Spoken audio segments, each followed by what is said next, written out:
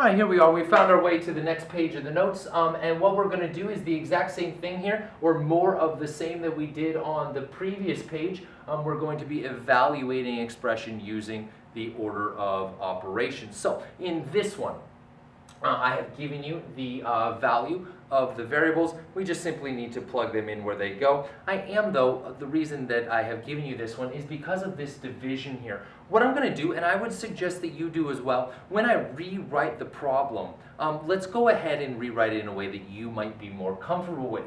Instead of writing the division sign like you would generally use in middle school, we're going to go ahead and write it as a fraction. So that means that I'm actually going to have m divided by 2q plus 4.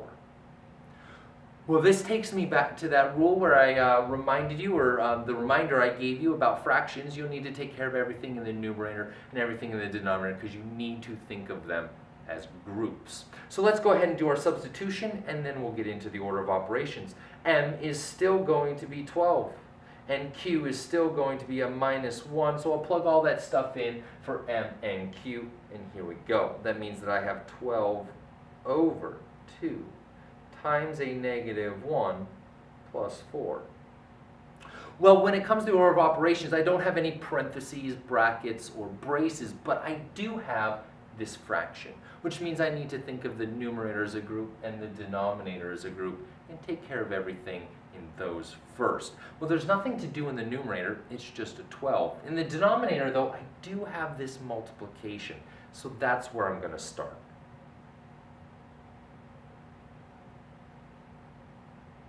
Now that I've taken care of the multiplication in the denominator, I now work my way through the rest of the order of operations. I don't have any exponents, so I can skip that step. Next would be multiplying and dividing from left to right, and that's where the next part comes in. I do have division, so we'll go ahead and do the division first. Now that I've taken care of division, I move to the last step in the order of operations where we add and subtract from left to right. And that's exactly what I have. I have a -6 plus 4, and -6 plus 4 should leave me with a -2. Let's move on to the next one. There's another problem here. What we're going to do in this case, looks like I have quite a few extra variables here, so we're going to do the exact same thing. I've told you what the value of each of these variables are, and we're just going to go ahead and substitute them in. Be careful, this one does have a decimal, so probably going to need the use of a calculator to aid us in finding the value or evaluating this expression. So here we go. First, let me rewrite the problem. So I have an a plus b squared, oh sorry, that'll go away. A plus b squared multiplied by the quantity b minus a. And what I'm going to do when that equation comes up is I'm going to substitute for each of my variables the value that I know each of those variables to be. So for a, I'm going to substitute a 5, that's going to be a 5, and that is going to be a 5. And then everywhere I have a b, I'm going to put in a -3.2. So this is going to be a -3.2, and this is going to be a -3.2. Let's go ahead and rewrite this problem so that it doesn't look quite so messy when it comes up for you here. There's a little bit of a lag, I apologize for that. All I'm going to do is just rewrite my original problem, there they are, rewrite my original problem with all of the values substituted in. So we will have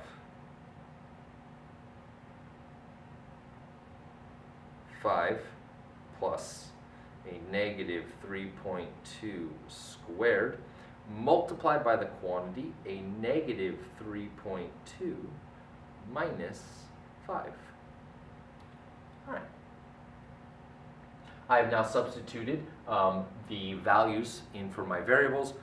We'll now proceed to use the order of operations. The first step in the order of operations is take care of everything in parentheses, which means I'm going to need to do a -3.2 minus 5. Remember, add a line, change the sign. This will become addition. I change the sign of the 5. It becomes a negative. When you add a -3.2 plus a -5, you should get -8.2.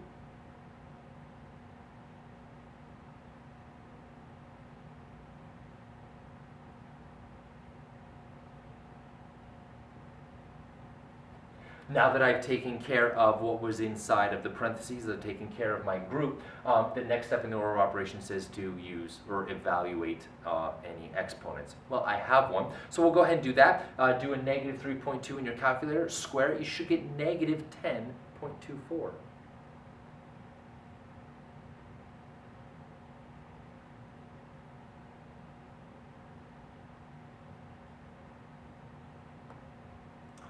Now that I've taken care of the exponents, we're going to proceed to do multiplication and division from left to right. I don't have any division, but I do have multiplication, so a negative 10.24 multiplied by a negative 8.2. They're both negative. My answer, or the product of that, should come out to be a positive number, and it does. We're going to wind up with 5 plus 83.96. 83.968. Now, the last step in the order of operations is to do addition and subtraction from left to right. I only have an addition problem left. Add the 5, and we get 88.968. Again, that one is a little trickier because of the decimal that's in there. But again, as long as you follow the order of operations, we all should wind up with the exact same answer. That takes care of all the problems on this page of the notes. Flip on over to the next page, and I'll meet you over there.